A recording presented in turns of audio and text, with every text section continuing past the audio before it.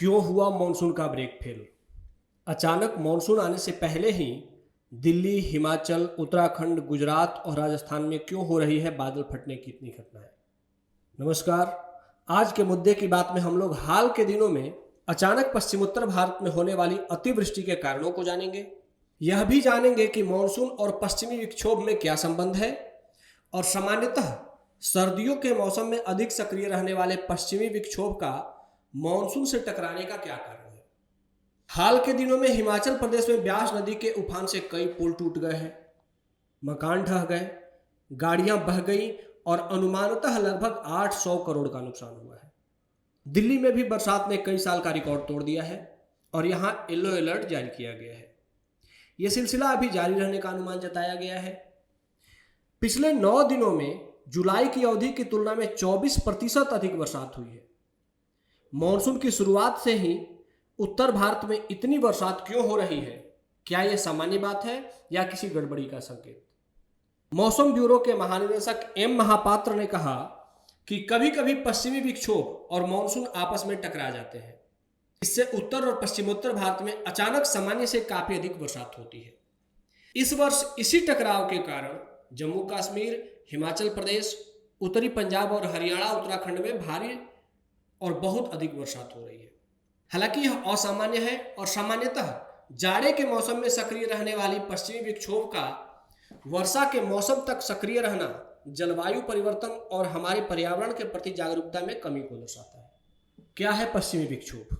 पश्चिमी विक्षोभ या वेस्टर्न डिस्टर्बेंस भारतीय उपमहाद्वीप के उत्तरी इलाके में सर्दियों के मौसम में आने वाले ऐसे तूफान को कहते हैं जो वायुमंडल की ऊंचाई पर उपोष्ण कटिबंधीय जेट स्ट्रीम के प्रभाव में भूमध्य सागर, अंध महासागर और कुछ हद तक कैस्पियन सागर से नमी लाकर अचानक वर्षा और बर्फ के रूप में उत्तर भारत, पाकिस्तान व नेपाल पर गिरा देता है।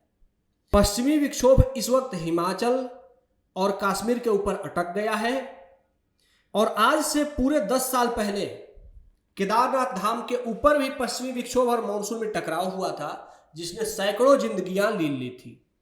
इसलिए लोगों को हिमाचल की बारिश देखकर काफी डर लग रहा है। वर्ष 2013 के केदारनाथ की बादल फटने सहित उत्तराखंड में प्रलयकारी बारिश की घटना ताजा हो गई है। केदारनाथ में 2013 में बाढ़ और भूस्खलन से 5000 से अधिक लोग मारे गए और 5 लाख से अधिक लोग विस्थापित हुए थे। अब जानते हैं कि सर्दियों में सक्रिय रहने वाले पश्चिमी विक्षोभ बरसात के मौसम में क्यों सक्रिय है। मौसम वैज्ञानिकों का कहना है कि जलवायु परिवर्तन के कारण यूरोप और भूमध्य सागरीय क्षेत्र में तापमान गर्मियों से भी सामान्य से नीचे रहा।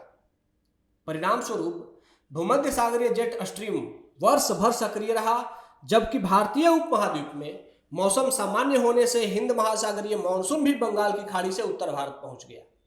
परिणाम स्वरूप पश्चिमी विक्षोभ और मानसून में टकराव हुआ और अतिवृष्टि की परिस्थितियां पैदा हो गई। जाने माने पर्यावरणविद और आई फॉरेस्ट के सीईओ चंद्रभूषण ने नवभारत टाइम्स को दिए अपने इंटरव्यू में बताया कि मॉनसून में तेज बारिश आना कोई बहुत असामान्य चीज नहीं है। पहले भी बहुत कम समय में बहुत ज्यादा बारिश होती रहती है और ये मॉनसून में ट्रेंड रहा है, लेकिन अभी जो हो रहा है वह असामान्य है। पहली बात यह है कि मॉनसून इस बार देरी से आया।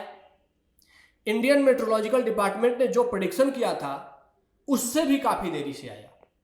इसके बाद जून के पहले 20 दिनों में मॉनसून में औसत से काफी कम बरसात हुई। पश्चिमी और दक्षिणी भारत में औसत से 60% कम बरसात हुई। इसके बाद मॉनसून में अचानक से बहुत तेजी से आ गई। आजकल देख रहे हैं बारिश इतनी अधिक हुई है कि इस साल अब वर्षा अधिशेष की बात की जा रही है। मॉनसून का देरी से आना, फिर कम बरसात होना और फिर अचानक से काफी तीव्र वर्षा हो जाना, यह बता रहा है कि मॉनसून में बहुत कुछ असामान्य है। एम महापात्र ने आगे बताया कि भारी बारिश और अचानक आई बाढ़ मॉनसून पर जलवायु परिवर्तन के प्रभावों को बता रहा है।